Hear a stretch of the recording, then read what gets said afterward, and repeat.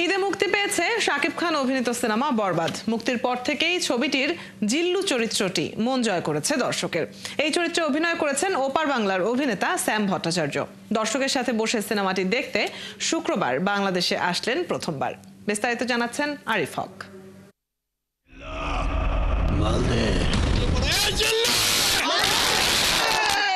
ঈদের সিনেমা বরবাদ মুক্তির পর থেকেই জিল্লুর নাম ছড়িয়ে পড়েছে দর্শকের মুখে মুখে। পর্দায় শাকিব খানের সাথে এই চরিত্রের রসায়ন মন কেড়ে নিয়েছে দর্শকের। ভক্তদের এই উন্মাদনা সামনাসামনি দেখতে প্রথমবার বাংলাদেশে আসলেন জিল্লু চরিত্রের অভিনেতা ওপার বাংলার স্যাম ভট্টাচার্য। আসসালামু আলাইকুম সবাইকে, জুম্মা মুবারক। সত্যি কথা বলতে মনে হচ্ছে কলকাতাতেই আছি। এত সিমিলার, এত মিল দুটো শহরে, আর এত ভালোবাসা দুটো শহরে। মনে হচ্ছে আমি বাড়ি ছেড়ে কোথাও বেরোনি, আমি বাড়ির মধ্যেই বসে আছি। সিনেমায় শাকিব খানের চরিত্র আরিয়ান মির্জার পার্সোনাল সেক্রেটারির ভূমিকায় অভিনয় করেছেন স্যাম। বরবাদে ঢাকাই সিনেমার শীর্ষ তারকার সাথেই ছিল তার বেশিরভাগ দৃশ্য। জানালেন সেই অভিজ্ঞতার খানিকটা।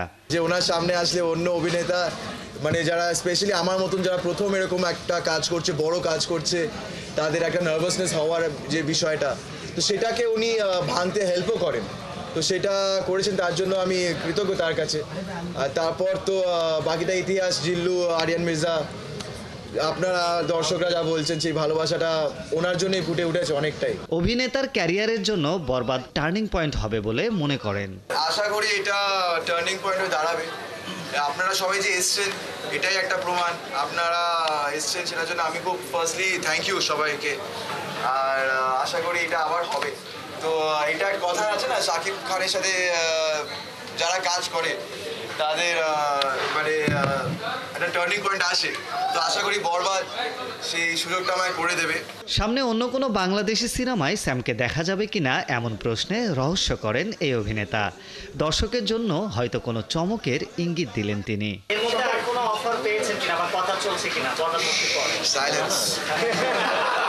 আরিফ হক, ৭১, ঢাকা।